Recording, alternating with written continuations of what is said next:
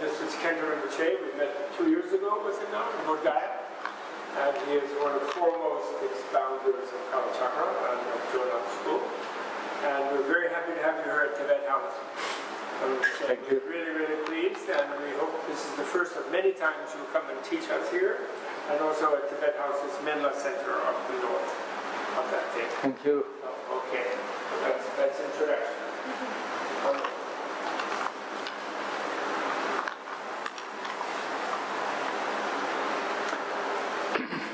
So, I think request me to do a little meditation from beginning. So I'm sure you hear many times the meditation instructions. So I'm not going to talk very long. Just only a few words. I call usually meditation means familiarization, but familiarization not with negativities. Instead, virtues, positive familiarization is meditation, and there's so many types of meditation, not just one. The purpose of meditation is free our mind from the thoughts, emotions, feelings. So that's a simple way I describe.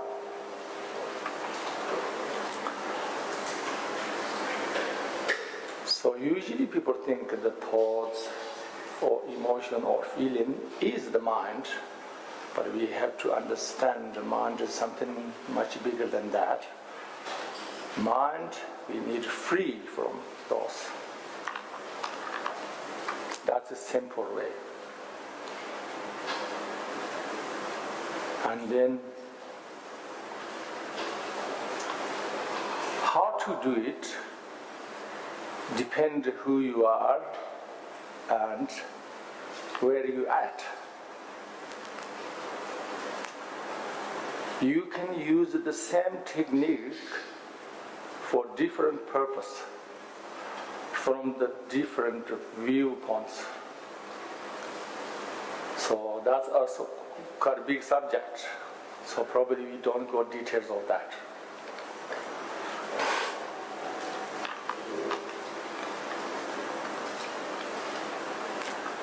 If I say very few words, let's say, even you use the same technique to meditation, try to free your mind, but you can do based on your motivation, just want temporary peace in the mind. That's one option. The other option, you want something mental stability, not just temporary peace, but you want build huge strength in your mind. That you can refer as shamatha. But if you want something bigger, then you can call purpose of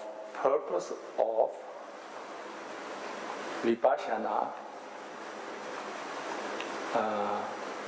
But when we say vipassana, also have so many different interpretation of vipassana. Not same. But in Tibetan point of view, vipassana means you get insight. You see in something more than normal see.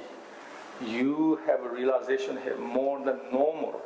So that means we call langtong. Langtong means extra seeing, more seeing. So the deepest level. So if you meditation purpose is that, then you have to have based on bodhicitta motivation and understand emptiness view. So the technique state could be the same. But I don't know you guys' background, so that's why I'm trying to cover it.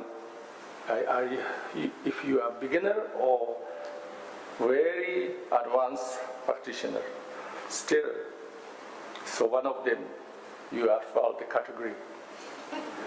So that's what I'm telling you. So still we are using the same technique. So the technique is, the practical technique is the most important. Just body is straight, spines and everything straight, but not too tight, rigid, but relaxed, same time, very firm and straight. This balances a body position.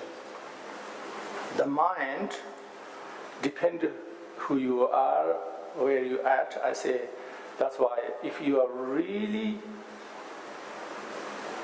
from beginning number one step, that kind of mind. I'm not saying how many times you done meditation or not. I'm not saying that. How your mind ability.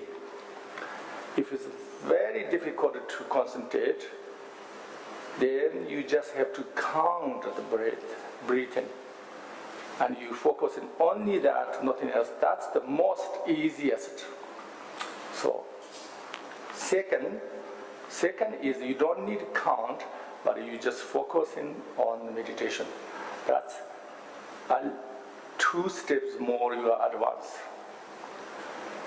If you are even more advanced, then you don't need focusing movements. You just focus anything, non-movement object. Either your mental image or open eyes and look at the one object or whatever.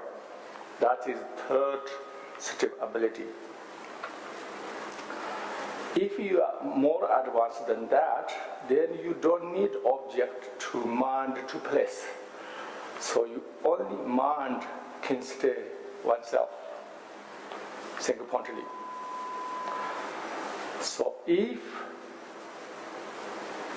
you are even more advanced, then you go more deeper level of the mind. There's many different consciousnesses of mind. You can go more deeper level. Sometimes we call alaya or storehouse or whatever, is the fundamental mind.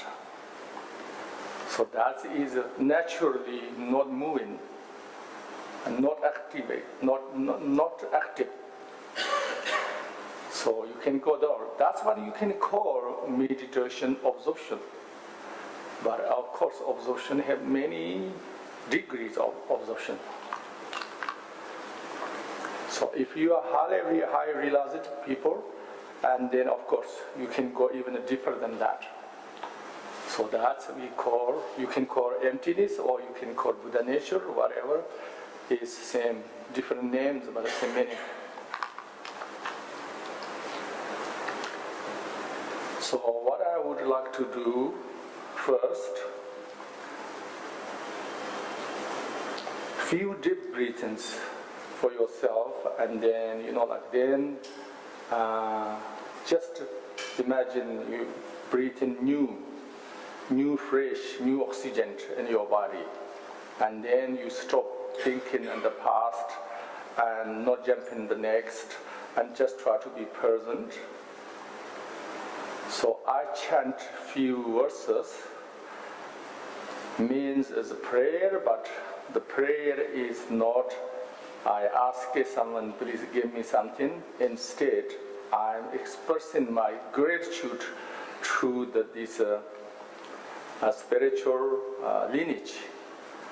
So the gratitude is the fundamental, most important quality for us, for gain any other qualities. So that's why I'm doing this. While I'm doing this, please can you use my voice as mind place object. if you need to, depend, who you are and where you act. So if you don't need it, you have Mahamudra realization, any other realization, you don't need my voice. But if you need it, please replace your mind and my voice. Then after I finished, I stay in silent and a few minutes. That time, you have more opportunity to enter in deeper level of the mind. But if you cannot go too deep, then just stay silent as much as you can. But if you have trouble to silence, then you can use the sensation of your breathing, replace your mind, think upon your mind. Whatever this I described a few steps, which one is suitable for you, you can use that. Okay? Is it clear? Okay. Now I'm starting.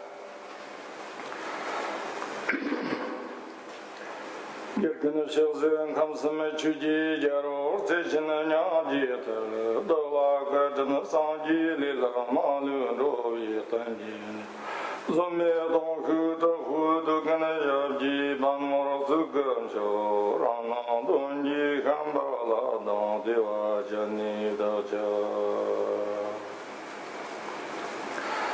Kamga tukti nyerzoni tawa tamjir fangvi shir Tambi chunar tonzir bi kodam de la shamsalo Gyarak sonzab givi tanan malu Darjan chebringi tanan tartu korlo Tamiri dershanyor tanki jarsiv shamba dan saksu lakwa tome Harji tamme murtana tondan tenyon zamor Jashineri kui chornki Kimten jankoyan pakwanladı lason bavu gelamadı.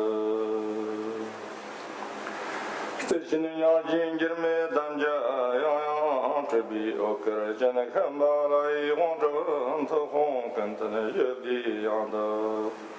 Çenyen dolar zoldan nebi panso sözün cengi barikdan sefi zevşene darta danya kendiyende. Moyo samdana durji nanjurji on semeda khitarji ondaj dadi namja oksarangala jotu jebana la sorwande kanji trambi dangar kanser jang bi denna lamen chosarwa onjen mang dondana la so Savi Amanala Sorande Trakson Dangara Chandra Chejim Chanem Nyasome Khonjur Julas Simchina Donla Nirda Damchina Tamba Namjinum Sardu Sor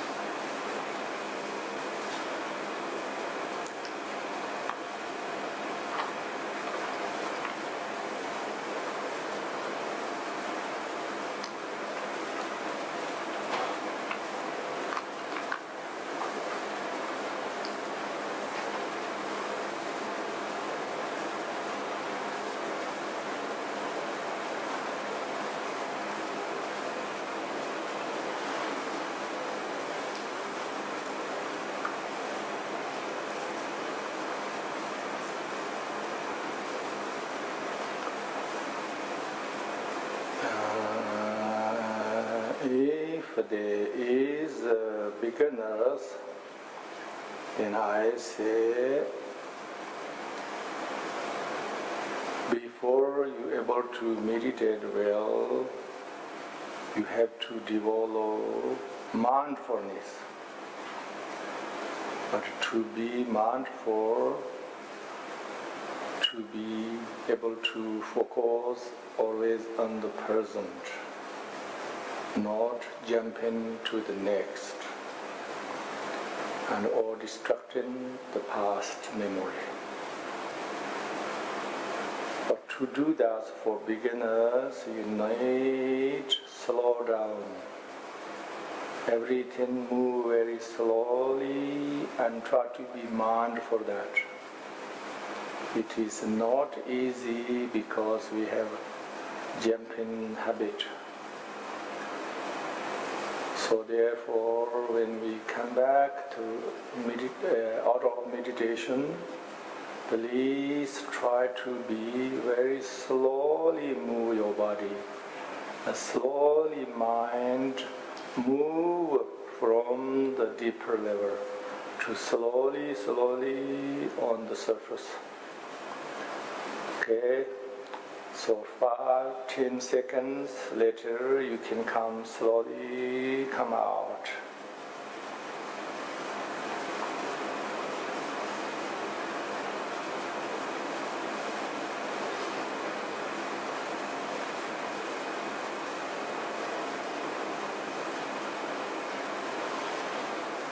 Okay, you can slowly come out, not jump very fast.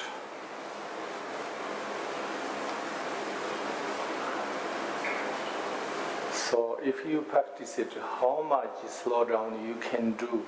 If it's very easy to be slow down everything and to focus 100% what you're doing, that means your meditation not too bad, your mindfulness is not too bad.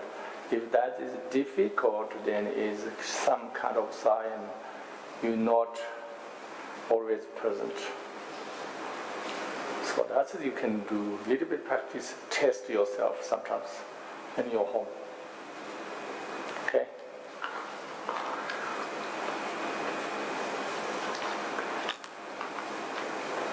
So you want to do chant? Should read? Huh? Okay. Usually do the before, but that's it. Now it's okay. All together on the general motivation side. I go for refuge until I am enlightened to the Buddha, the Dharma, the Supreme Assembly. By the virtuous merit created by listening to the Dharma, may I attain the state of Buddhahood for the benefit of all beings. I go for refuge until I am enlightened to the Buddha, the Dharma, and the Supreme Assembly. By the virtuous merit created by listening to the Dharma, may I attain the state of Buddhahood for the benefit of all beings. I go for refuge until I am enlightened to the Buddha, the Dharma, and the Supreme Assembly. By the virtuous merit created by listening to the Dharma, may I attain the state of Buddhahood for the benefit of all beings. May all sentient beings have happiness and its causes. May all sentient beings be free from suffering and its causes. May all sentient beings never be separated from the bliss that is free from suffering. May all sentient beings abide in equanimity, free of bias, attachment, and aversion. Reverently I prostrate with my body, speech, and mind, and make oceans of offerings, both real and illusory. May I purify my negative karmic seeds from the beginning of time, and rejoice in the virtues of all ordinary and extraordinary beings. May the enlightened ones remain until samsara ceases, and turn the wheel of Dharma for us.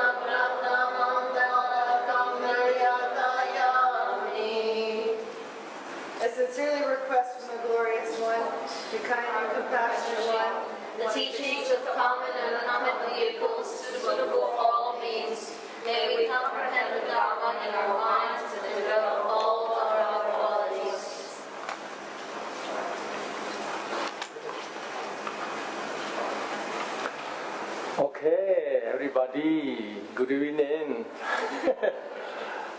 So,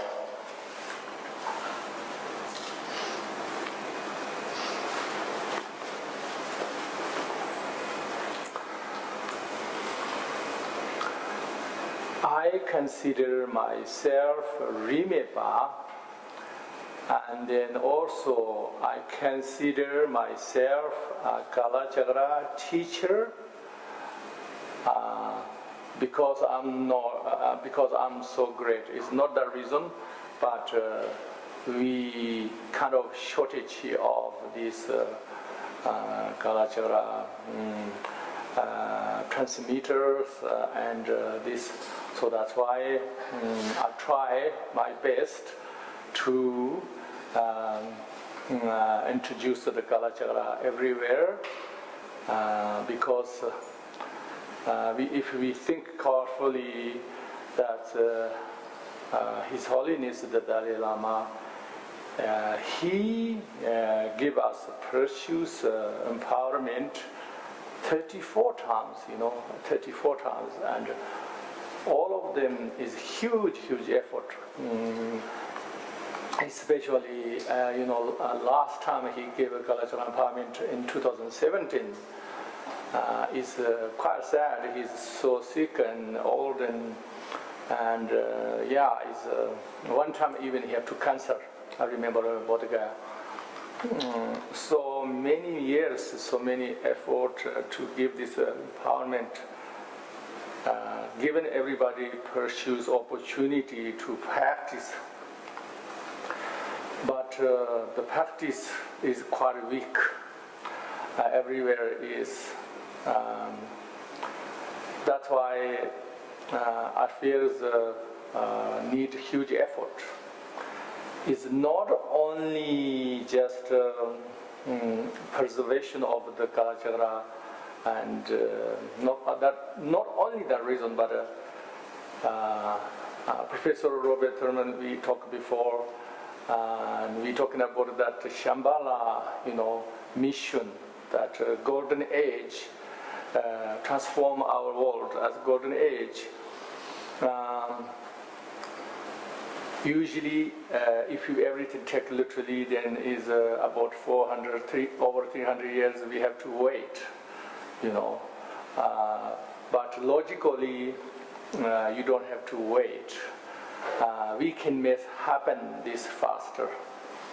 But the best cause and condition to happen faster is, I consider, is more people have understand the Kalachagra and practice and focus on Kalachagra, because that means how much you strong connections with Kalachagra means how much you strong connections you have built strong connections with Shambhala. So that's why I'm sure if we make enough cause and conditions perfect, Shambhala definitely not say, oh wait 300 years, because logically they want to liberate us, transform our world. So that's the Bodhisattva's the single purpose. So you even cause and conditions ready, you wait, no possible. So that's the really main reason. But before that, I want to introduce you a little bit like, maybe people don't understand, what is Rimé, and Rimé means non-sectarian, and the non-sectarian, okay, what to do with the Kalachagra. So this connection, I feel need to explain, So also some people maybe see as me, consider as Rimé, but you work in only Kalachagra, focus only Kalachagra. That seems like Jonamba. So that's how can be Rimé?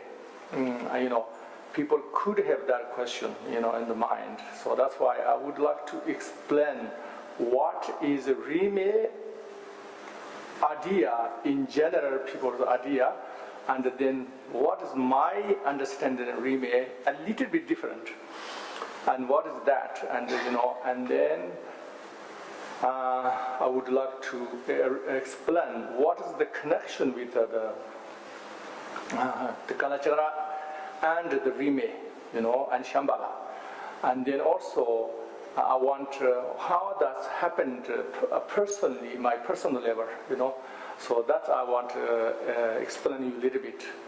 To do this, I would like to introduce a very brief version of my life, how came, So I born as a very, my life, you can think is like negative aspect and positive aspect, which means the negative aspect means a difficult life and challenging life, kind of like,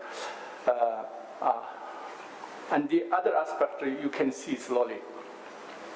For instance, if we look negative aspect, then is I born as a very poor and remote nomadic family, living in tents made from yak hill, just sometimes cold as minus 40 degrees. In this small tent, like 4 seasons, you live in small tent with whole family. Even the tent is not like a Mongolian luxury tent. It's made from yak hair by hand, so it's just weaved. So that's why it's air, cold air, everything come through. So that kind of harsh life, uneducated, and never been school even one day. No primary school, we all are illiterate, can't read anything. So, such bad life, isn't it?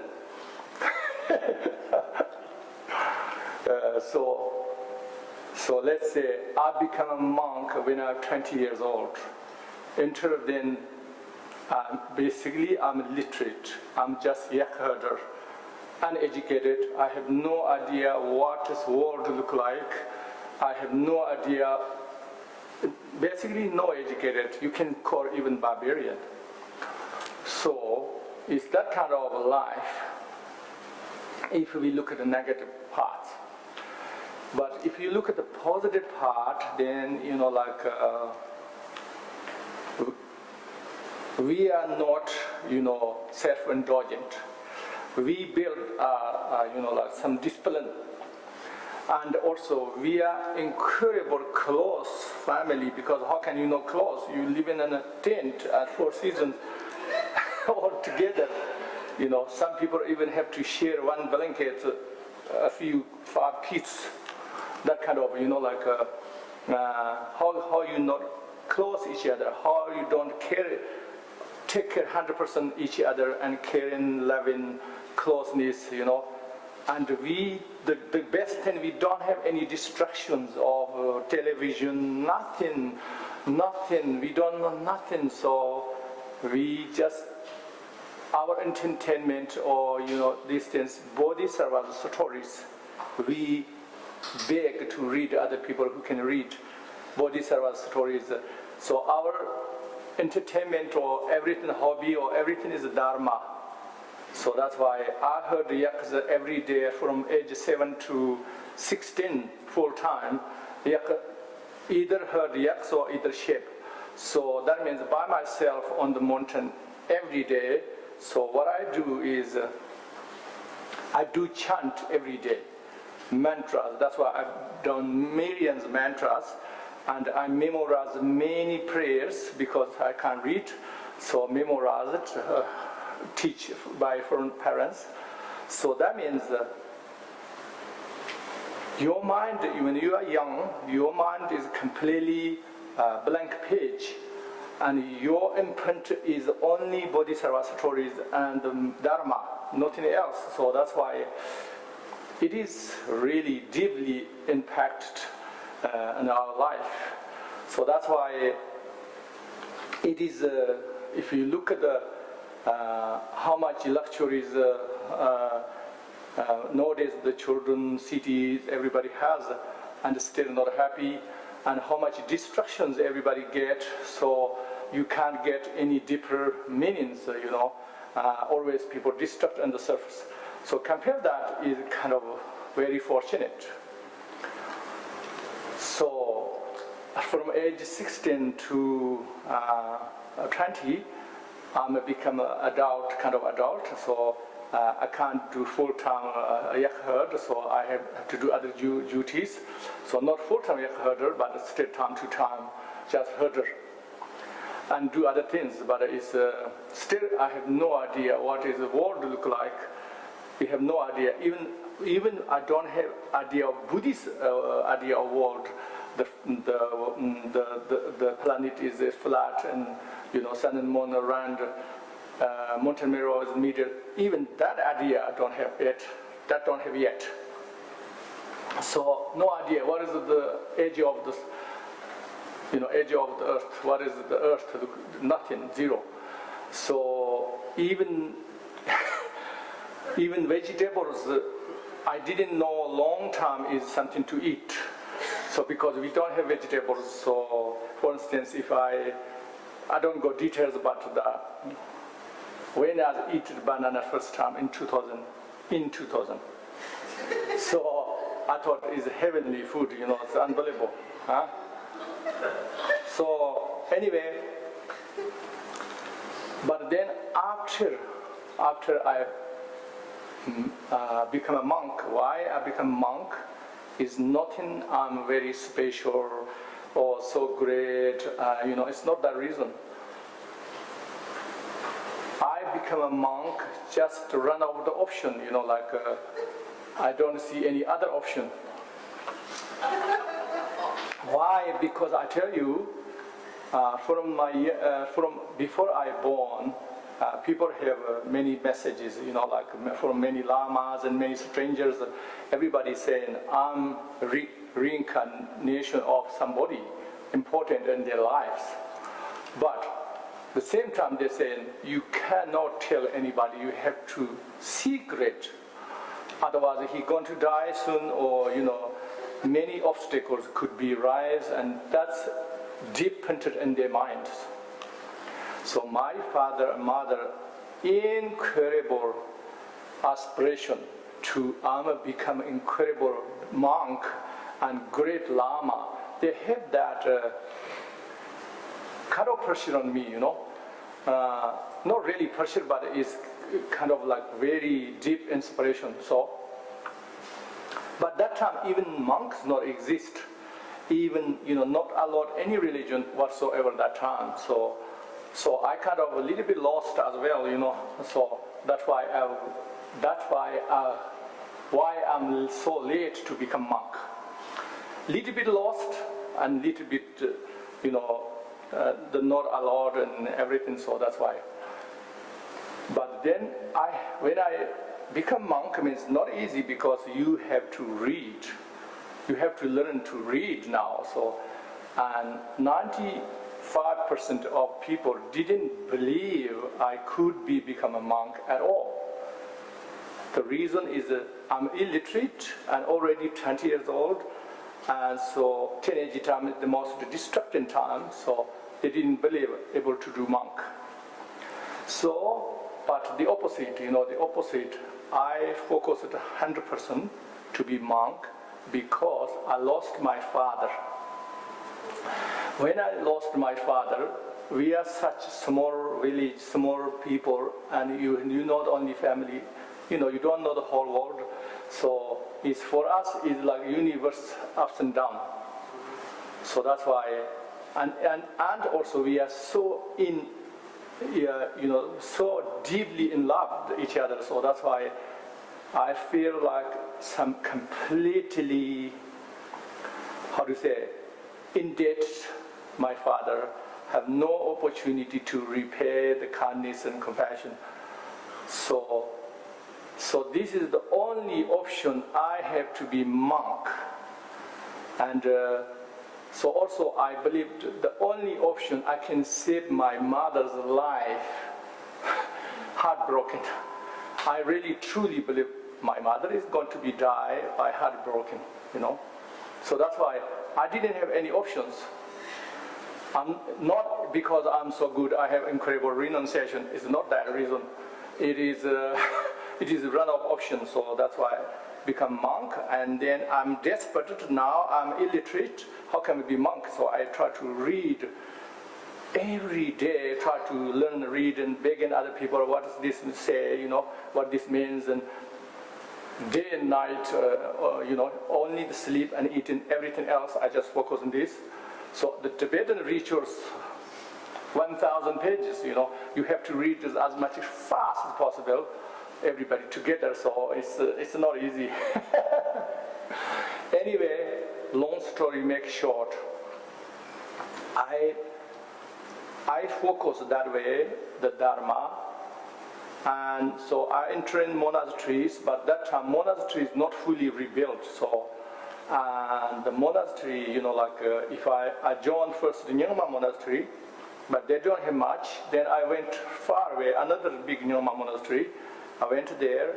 They have winter few teachings, a little bit practice, but nothing else then. So I just keep practicing myself, but myself, everything doing myself also a little bit difficult. Then I want to go Gelugpa monastery, very big Gelugpa monastery. I want to go there, but so many people say, oh, you shouldn't go because they have, you know, people have this idea, you know, oh, Nyingma was better, Gelugpa is not so good, this kind of idea. And also, this monastery is have a protector. They said this protector is very bad, and everybody saying these things, you shouldn't go there like that. But that wasn't a problem for me because a monk, Gelugpa monk, he didn't have family long time ago when I was a child. So my parents, very, very kind, make for him his home. So he stayed with us, and my father is tongue carpenter, and he drew him this his protector. You know, so he's riding a horse and like this and everything. And so he drew this, and he really, really loves my father. And so he treasures us. So we are incredible deep connection. So people say, oh, this protector, no, bad, doesn't matter. For me, it's like he's my protector, you know. So that's why I went to the Gelug monastery. I joined, study and debate everything. Then I come back in Nyingma monastery, then I debate. The Nyingma Path don't know debate, so I'm, you know. Because first I, as old man, new monk is kind of like shame, you know, kind of like shame or a little bit shy and everything. But this helped me a lot, you know, and then I back and forth, you know, the Nyingma, Gelu, I went this way. I really practiced this really hard and 100% focused because of the desperation, I guess, not something very special. And that's why it took me 10 years so far, and I study Nyingma a lot, and I practice study Gelugpa quite a lot. And Satya and Kajut, I didn't go monasteries a very long time, but I have the connections before, and I practice all the Ngondros, everything. Some of them are before before monk. I don't even know, but I just chant everything, memorize and chant, and you know, like that. I done many. So in that way, I become Rimé. That's Rimé means a non-sectarian. Because you know them, you are participate with them. You know, then everybody is like your home. Everybody is your family. You know, becomes like that. You know, it doesn't matter if the person you know them or don't know them, but you know their structure, you know their tradition, and you know their mentality. You know everything. When you know, it doesn't necessarily everything have to be strength. You can see the weakness and strength both. None of human beings is perfect, but not everybody have only strength, not weakness. But it doesn't matter. The strength is the most important, you know, and not the weakness. So that's why I become a Rimé. Okay? And Rimé means feels is everybody home, everybody same. Doesn't matter how the philosophical debate. The whole, the final purpose is the same, the same direction, So that's why it just doesn't have, a discrimination mind. But if you stick one tradition, one monastery whole life, then they always say, "Oh, we are the best." So that's why you becomes like this. Oh, this is the best. The other ones is inferior. That kind of mentality you develop. So that's why I'm saying Rimepa means, to me, is like that. So because usually people say, oh, Rimepa means you have to see the, let's say, Gelugpa's philosophical point of view and the Jonaba's philosophical point of view, Nyingma's have to agree, 100% agree, That's, I think, is wrong, is you don't have to agree, because everything have uniqueness, everybody have uniqueness, For instance, to me, is like you have different brands of computer, you have different brands of, mobile phone. But they function a little bit differently, but they serve the same purpose. So to me, like this, that's why it doesn't bother me. They are different, So that's why, in my point of view, Rimepa means that the best Rimepa, you know everything about them. You know everything about their practices, their viewpoint, philosophy, everything. But if you don't know everything, but you know little bit experience participating with them, that makes you, if even that you couldn't bother, then just open and assume they are not bad. They're all good and we are just same direction, So that's why I learned. So that's why when I come to India, then I wrote a short book, all Tibetan traditions together. I offered to His Holiness Dalai Lama. He was really, really pleased because it seems like he didn't see this many. And he said, this is incredible, this is real and precious. And he encouraged me to write more. So that's why I promised him, and then I try very hard. That's why the reason I learned English, because I wanted Rimé is not just Tibetan Rimé. I wanted not only Buddhist Rimé. I wanted just the whole religions, all Rimé point of view. I want to develop that. So to do that, Tibetan we don't have resources.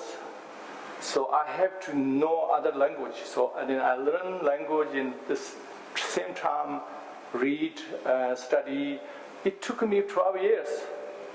But even at 12 years, so many kind people helping me, and without helping seems like not possible because even one religion have so many branches inside. I cannot, impossible. I'm just learning English. How can I read all of them and absorb everything? Not possible. But so many people can't help me. So finally we deliver that ocean of diversity. So inside this, we have summarized all religion, but more importantly, how become a Rimé? What kind of steps you can take? What is the benefits? So that I want to introduce you. So what is the benefit to be Rimé? So I'm saying Rimé is unbiased. Unbiased means no discriminate. So no discriminate. This is we have to have. Why? Because if they, the unity, how much degrees of unity we have is dependent how much non-biased mind we develop. How much we not discriminate. How much degrees of non-discrimination we have. And then how peace and harmony manifest in our world is dependent how many degrees of unity we have, So to me, it's like that. Then if we don't start from religion and philosophy, that kind of like deep thinking way, if we don't start, superficial people, how we expect they start incredible, non-discriminate unity. So that's why, for me, this is my philosophy. So that's why the Rimé is the most important, and then how much with the Kalachakra Tantra and Shambhala. So then I feel like this. I feel that the Shambhala is like model, is already achieved the highest level of unity and non-bias unity, and you can say Rimé, and then the high level of degree of the peace and harmony already. So how that happened, the Shambhala, how that happened, Shambhala, then I say, Shambhala happened like that because of Kalachakra Tantra.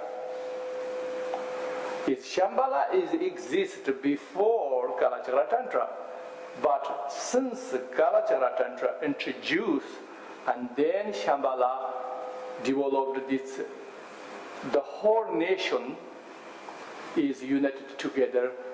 Everybody introduces as one family by the 8th Dharma, the first, the first Rigdan, first Kalki, the 8th Dharma kin.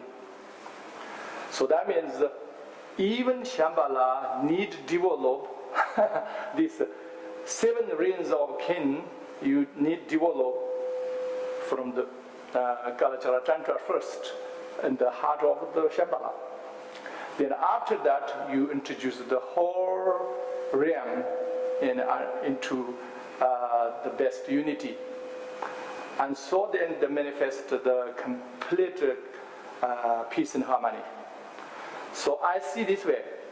So that's why the Rimé is completely linked with the Shambhala mission and one of Shambhala history. So that's what I'm thinking. So we have Professor Robert Thurman. He is incredibly, scholar with Kalachakra Tantra. So it doesn't matter what I say wrong, he can correct later. First I just say say everything what I think. Yeah. So anyway, so this is my thing. This is my way of thinking. So that's why is. If we want peace and harmony for the world and perfect unity, non-discrimination, and then I'm sure there is many approaches. I'm not saying this is only approach, but I'm saying this is the best approach as far as I consider, connecting with Kalachakra Tantra, Connecting with Kalachakra Tantra means connecting with Shambhala. So that's why. So that's, I think, okay? So let's say,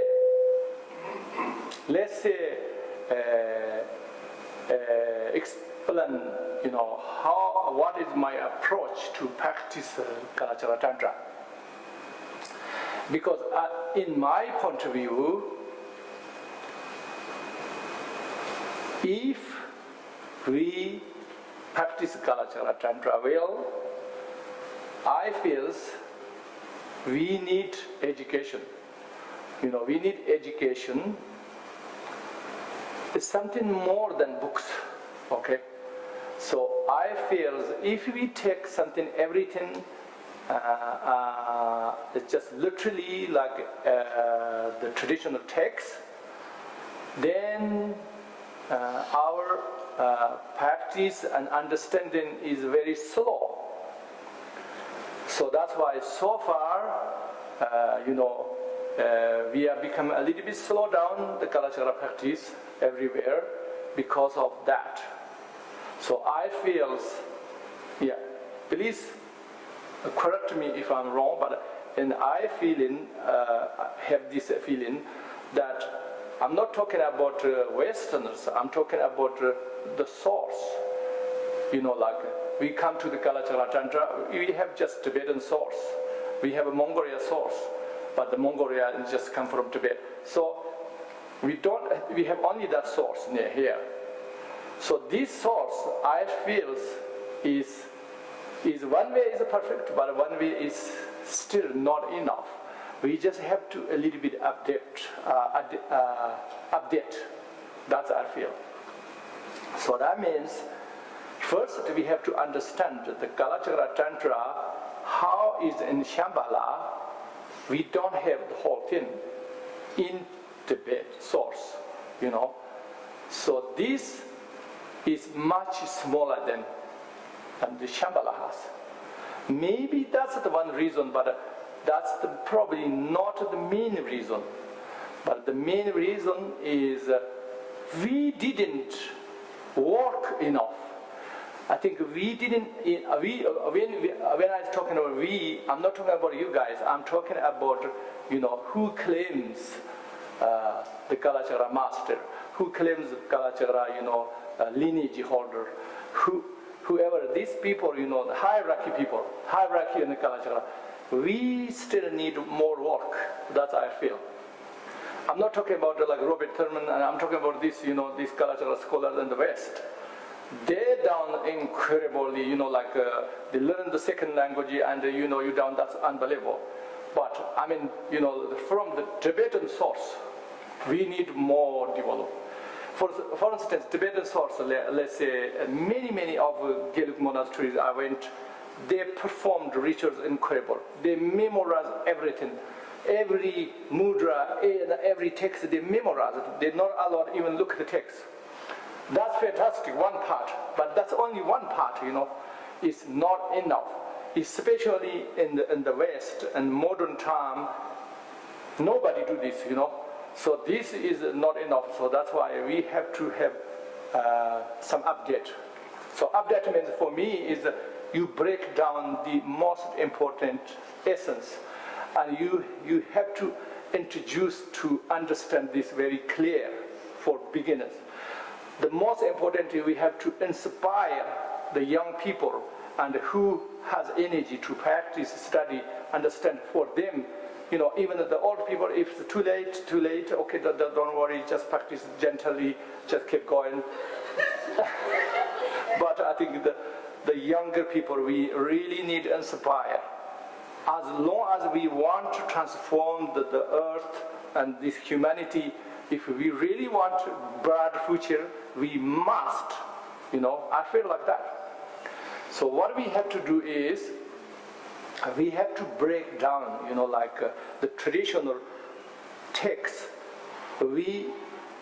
Or some parts, okay, this is maybe works in ancient time, like this ritual and this things, maybe works in ancient time, maybe works in some villages, but okay, the majority of the people, the modern people, or the busy people, which way is work, which one is most important, that part we have to really break down and to make understandable. So that means we should never lose the essence of the tradition. Of course, if we lose that, then we already have a small portion from the Shambhala. So if we lose that, then we are, watered down everything. But without losing the essence, we have to know where need to emphasize and which part we need break down and introduce for understandable, and how can you practice and with normal practical level, So that's how I feel, So that's why we cannot take everything literally when you explain. Let's say, for instance, Shambhala. People call Shambhala war. So that is not good sign, Shambhala war, and people call Buddhist jihad. So this is not a very good sign to me. But why is it not good sign? Because it is, the literal interpretation. So, for instance, even let's say if we, the ancient this Thangka painter, Shambhala, looks like a really war, and everything.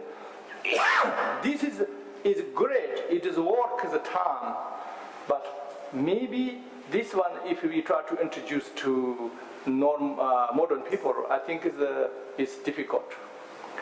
And also Kalachakra, the Tantra, usually people explain, then Muslim take over the world, then Buddhists conquer them. That sense to me is not really good interpretation. That is not good interpretation. That sounds like anti-Muslim, anti-Muslim. So that for me is not real good interpretation. For me is anti-extremist. You can say Shambhala is how do you say Shambhala? I don't know you can call Shambhala war, but the Shambhala mission, the Shambhala transformation is antidote for the extremist, fundamentalist and extremist, and these people we can say antidote. This is everywhere. It's not only just Muslim. It's everywhere. So, but if we say, like the traditional way, to me is that it's not very inspiration for people. It is people immediately think of the whole terrible wars we had through the religious on the history. People think immediately, quickly, automatically thinking like that way. So that's why they say Buddhist jihad. So it's not that. It is if you look carefully the text, it's not like that at all. But it's kind of a wrong interpretation. We have to understand that this incredible inspirational mission is not Buddhist jihad. Okay? So, for instance, if we look at the history, we know. Okay, how he know? First, Buddha didn't taught Kalachakra to the humans on this earth. He taught for Shambhala, Dharmakins and sages. Why? We have to know why. We have to logically have to know why. It seems need, develop, and polish, and build a real model first. When I tried to build this statue, took 2 years to build the model in the computer. You think, that's a small statue. How can you take 2 years? But it is tech because no model before. No model. Everybody building the statue is very, incomplete and correct and unauthentic. So that's why I try to build the model. Takes a very long time. So I consider like this way, the Kalachakra Buddha gave to the Shambhala, and the Shambhala people have to develop this.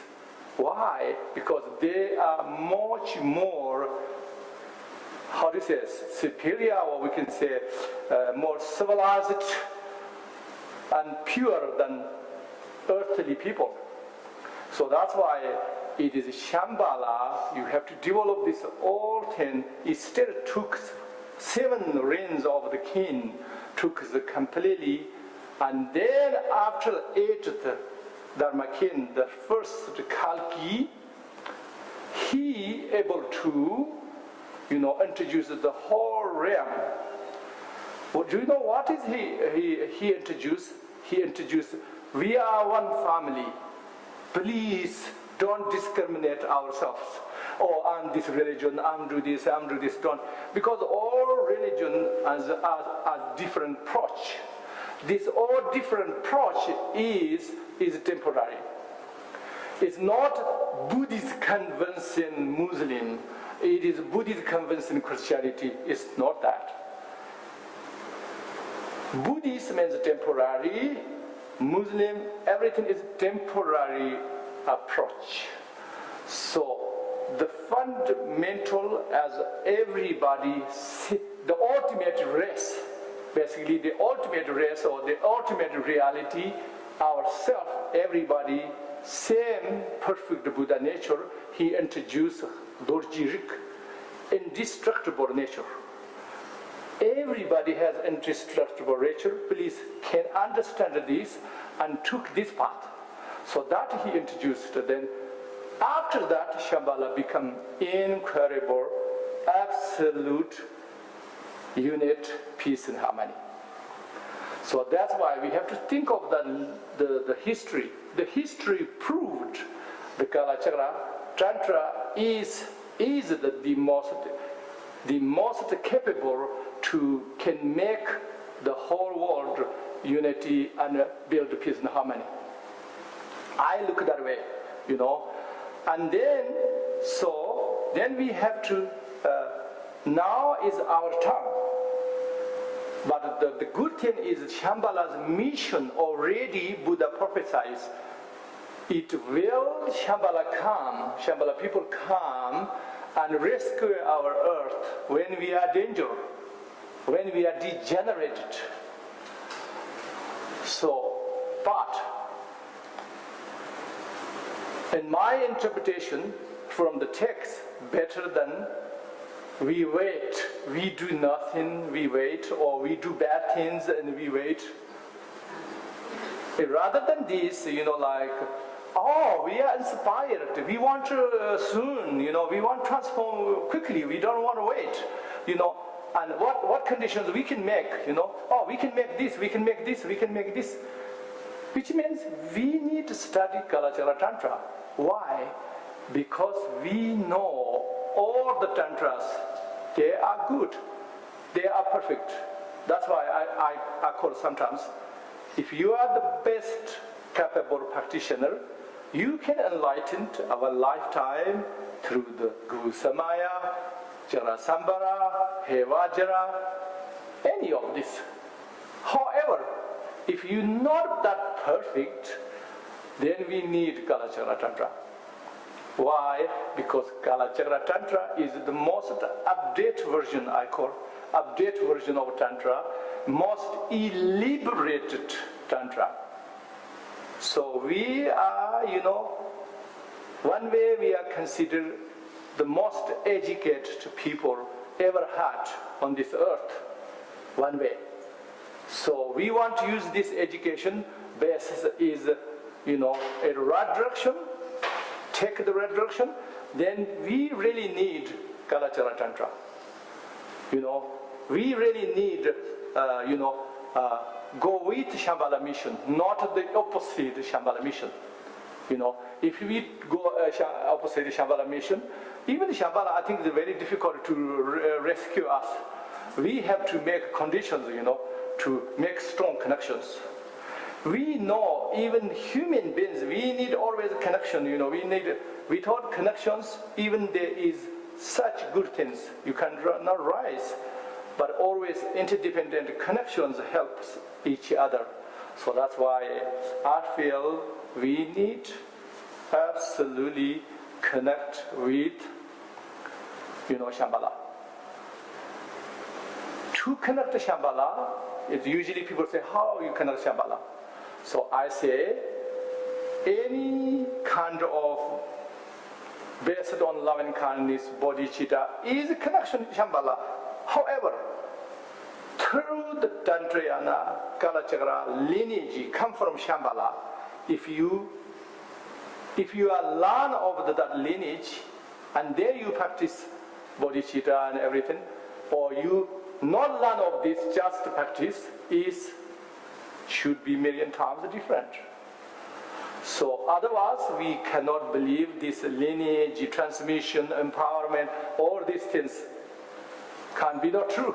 If all of this true, this is the hidden power of the connection. So that's why we need. So then, until now, I say we practice Kalachakra not good enough. What I'm saying is, we emphasize, a little bit details and, And sometimes a very narrow view, and Kalachakra means just deity, or just mandala. If you extend it, then it's mandala deities. You visualize this, that kind of, So I'm saying this is good or it's not bad, nothing, but maybe we can do a little bit better, which means we try to understand the essence, and we try to understand this essence matched us, our individual, and the universe, that's we have to understand. So that's usually we call external Kalachakra, internal Kalachakra, the additional Kalachakra, something like that. But its meaning is the whole outside the universe, these stars and everything, and then our body structure, mind structure, all have correlation. And then if this purify it, and then is the real Kalachakra mandala. So the mandala we draw and paint and sand and build, these things is a representation. So if we don't understand these details, each one memorize, not yet, that's okay. You don't have to memorize all of them, but you just know that. And then you start the essence of the Kalachakra. So that when we see this deity union together, then we have very wrong ideas. We have bad ideas, like many of the Asian people think this is a terrible, not acceptable religion, so better to stay away from. So that is one extreme. So the other extreme, sex, that's it, nothing else. Sexuality, things that's it, nothing else. So this is another extreme, So instead that, we just have to understand the essence of everybody, essence of the universe. So what it is, to me, is we can identify as masculine and feminine energy, or whatever you call it, doesn't matter. When we say energy, the most subtle level we call energy, and then a little bit, and then is a little bit grosser, and then is gas or wind, or like a chi, whatever you call, and then it a little bit more, then a liquid, and then is solid. Everything is that way. So then in that case you can say energy or whatever you call it, doesn't matter. It's the only difference is gross and subtle level. There is nothing different. So if we understand this way, so okay, the Kalachakra means the gross level and the more subtle level and even more subtle level, everything matched each other. So how much we can refine and understanding is better. So which means we understand the more essence means more subtle level. So if we understand this way, then is practical. So and this we can identify this feminine and masculine. We can identify love and compassion. To me, why? Because the masculine and feminine, this union is we need everywhere, everything. Just you have to consider positive and negative charge of the electricity. These two together so functions so well, incredible through the technology, and everything is like that. So, and in the another category, like human beings, we are human beings. We are not exist without the union of this masculine and feminine. So that's why you cannot deny that. So, and then can we live? Okay, just say, can we live without love and compassion? Is there any meaning without with zero love and zero compassion is it can be still very happy with zero love and compassion. So it seems not possible. So that means, okay, that means the love and compassion is exactly as like, the feminine and masculine, the positive charge and negative charge. We can live even without electricity nowadays, But actually, we never lived maybe without electricity, Maybe in this century, we use electricity even more at diversity ways we use it. But even ancient time, it doesn't matter how we use electricity, not using this way, but still there is, We live it together. We live in our body and everywhere, environment, everything is electricity anyway. So that's why I'm saying, in my feeling is, so we cannot live without those. But the essence, something we can more better develop, or you can say purify, what is where start point to me is practicing love and compassion. To me this is the real deity practice. To me, instead you just visualization of deities without love and compassion, without understanding this femininity, the masculine energy, how works together, without understanding any of this, you just visualize this, it doesn't make sense to me. But instead, if we understand these interlinks together, and then we practice in love and compassion, because this is acceptable, it doesn't matter in any culture, in any beliefs and non-beliefs, it doesn't matter, it's acceptable. But I think we have one obstacle, all this, when we have few obstacles for this. One obstacle is we don't know what is love. We don't know what is compassion. We think we know, but we don't really know. That's the one first obstacle, I think, okay?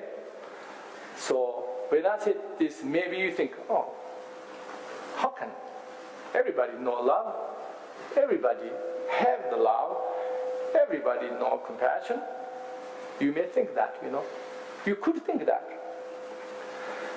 But what I'm saying is, yes, the most of the problem in the world is something we think we know, but we don't really know. That's the problem. So same happened, I think, the love and compassion. We think we know, but we don't really know. So what I realized, what we don't know is, we don't separate the love and contaminations of the love. We don't separate this compassion and what is the contaminations with compassion. So that's why we have some kind of misunderstanding, but also limited understanding. So if I break down this slowly, I would say, first say love. Okay, what means love? So love is, to me, is, there is a feeling inside us, openness, openness to others, and radiating the warmth and kindness to others naturally, spontaneously, and you feel close anybody,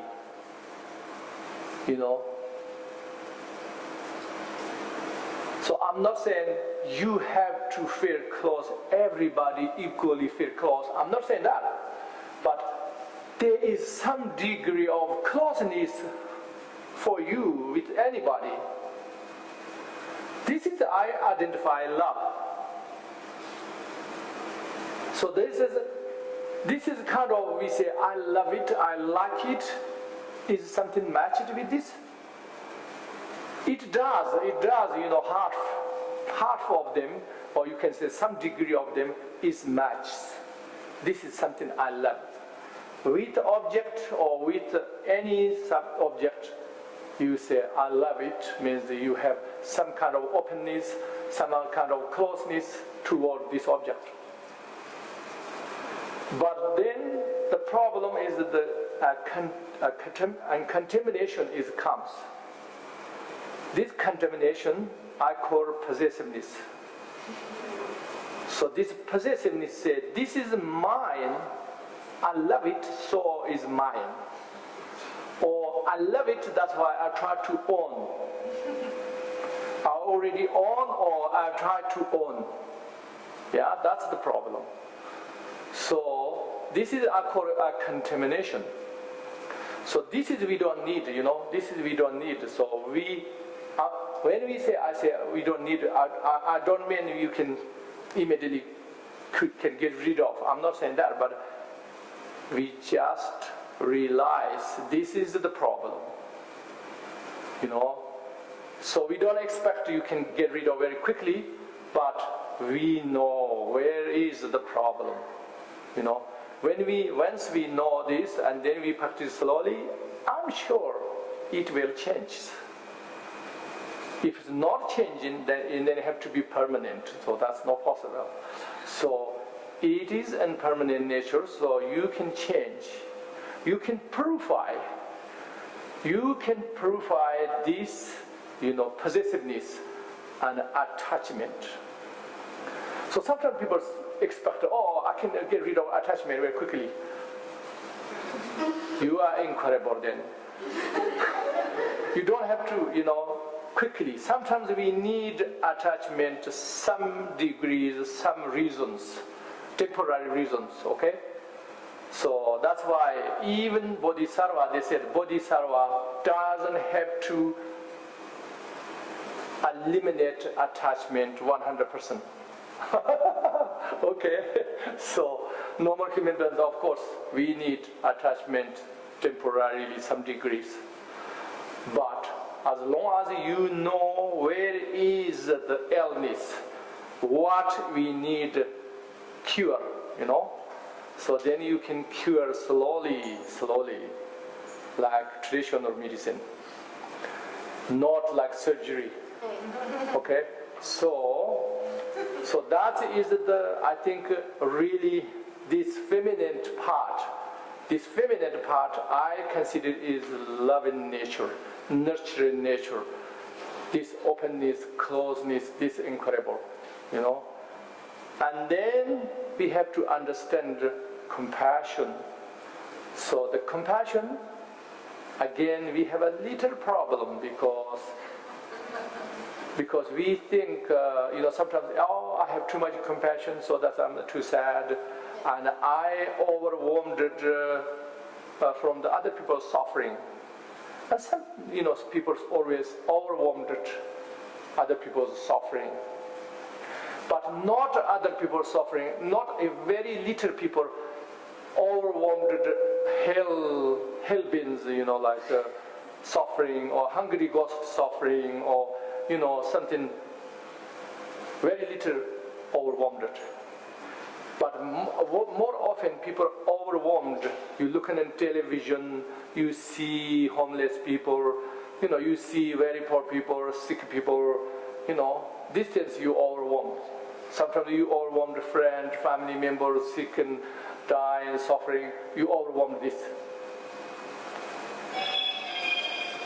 This is sensitivity.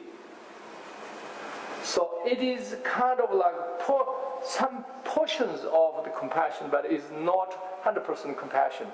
There is selfishness as well inside, So it's kind of bias, sensitivity. So it is better to have no sensitivity, and colored person is difficult. You have sensitivity, so you can feel other people's suffering, is very good potential.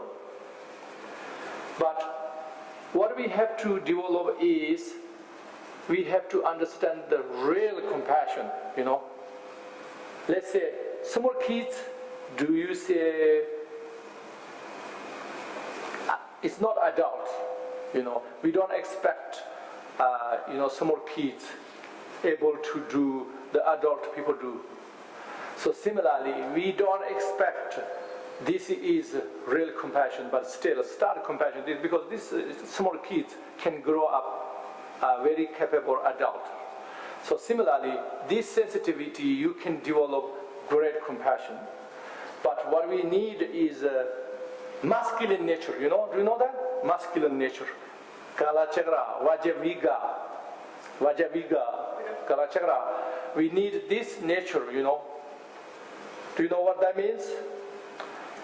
It is warrior nature, basically. Warrior nature. You can think of like this. What you can imagine the best man? The incredible man. How you imagine? Probably you imagine not scared anything. Never give anything. Never give up anything. That kind of incredible, determined, warrior, courageous nature. So this is really compassion. So this is the masculine Kala Chakra. So if union together this is that everybody need. Need means if we don't have to find from all sides. We already have it. We just need, you can say develop or you can say uncover, whichever you like.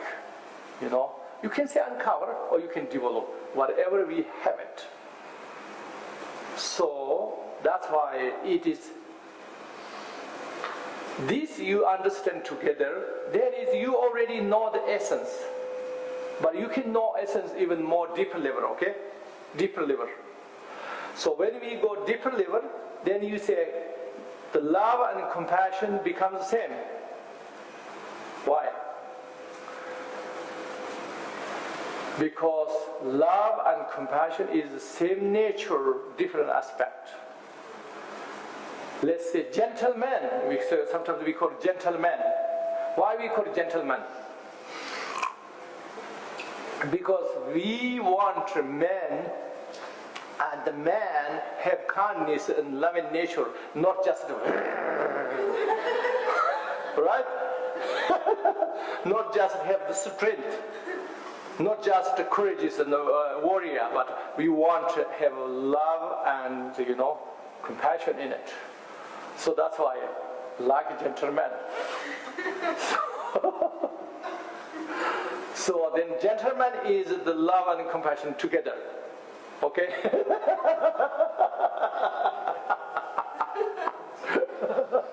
So then love and compassion same. If you look at the different aspects, then is one feminine, one is masculine. Okay? So that is the Kala Chakra. This together, love and compassion. We just call compassion, but love in it. So this is the Kala Chakra. So what is Vishwamata at this time? She loses everything to him? No. So Vishwamata, and we call wisdom, wisdom. So always say compassion, wisdom. We need always compassion, wisdom, always together. We thought wisdom, the compassion also not so good, and we talking about it's just one wind of the bird. You need both, and we talking about that. Why? Because wisdom. So wisdom is absolutely necessary, because if there's no wisdom, then we have incredible functional computer or phone or car or aeroplane or whatever you have, but you don't know how to drive. You don't know how to use it at all. So like that. So or you can use very wrong way and you're dangerous. So that's why we taught wisdom, the even compassion becomes before. Remember overwhelming suffering, and the love is becomes attachment completely and becomes suffering, everything. So because of the lack of wisdom. So that's we have to understand. So and then so then wisdom is the driver. and the compassion is the car. Okay, you have to understand this way. This union, these two together works very well, but just drawer by itself, car by itself, doesn't work anything. So we have to understand this, and then you can understand, like when Kalachakra Mandala, we have first the union deity, and then we have 10 Shaktis. 10 Shaktis is manifestation of the so Vishwamata.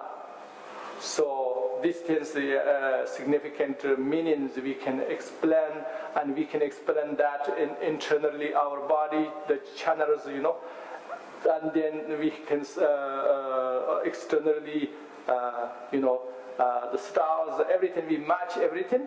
So that's why but the most important, when you practice loving kindness, compassion, together wisdom, then you're doing everything, the essence.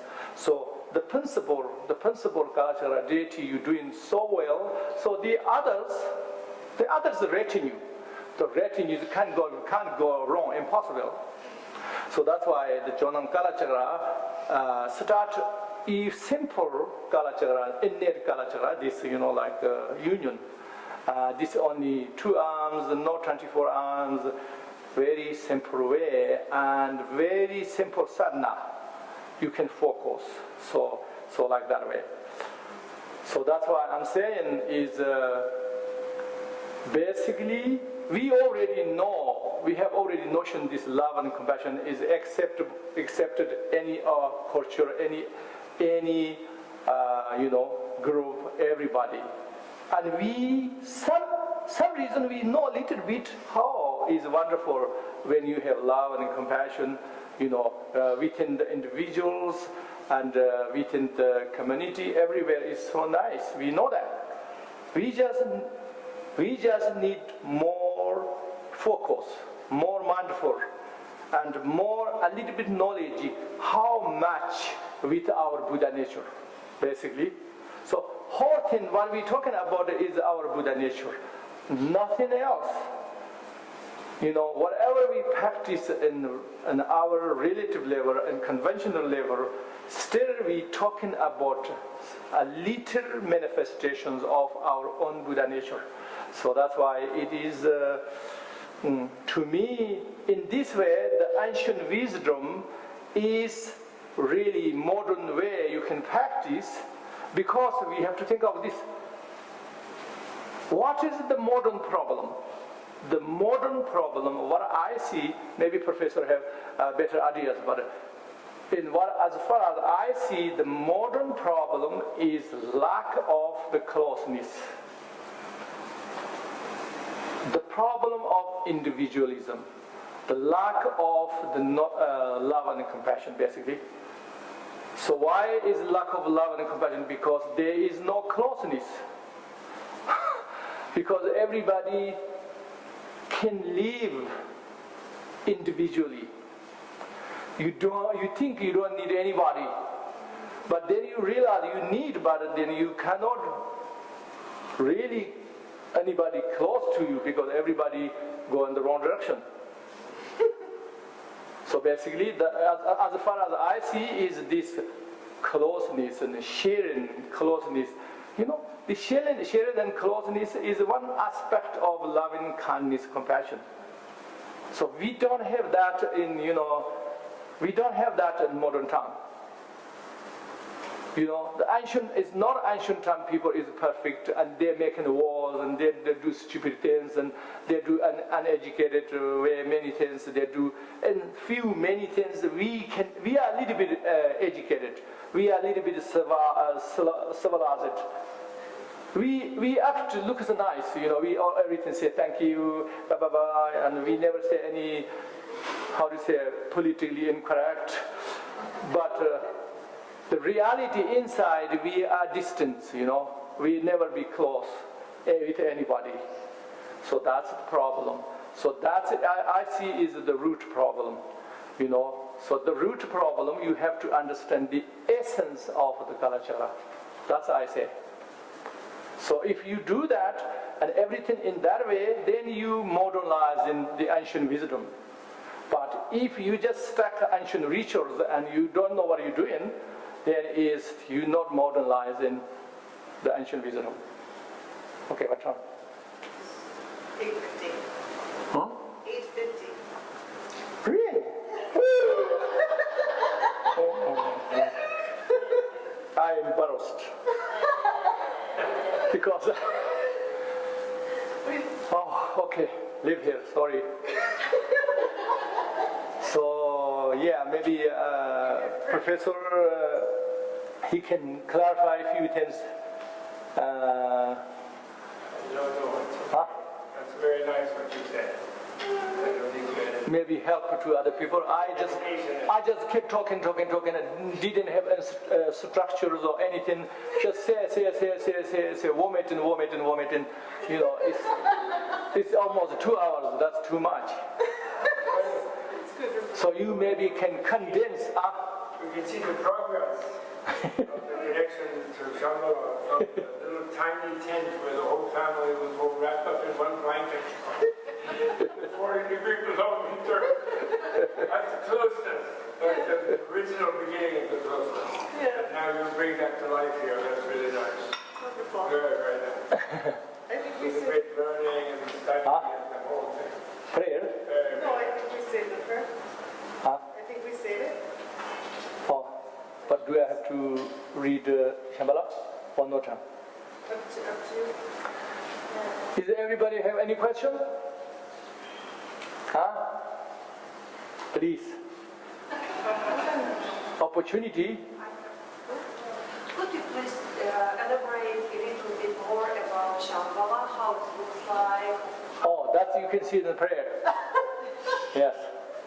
So I'm going to be meant to be read you a transmission of the Shambhala. Where is my part? It's all. Huh? Oh, here.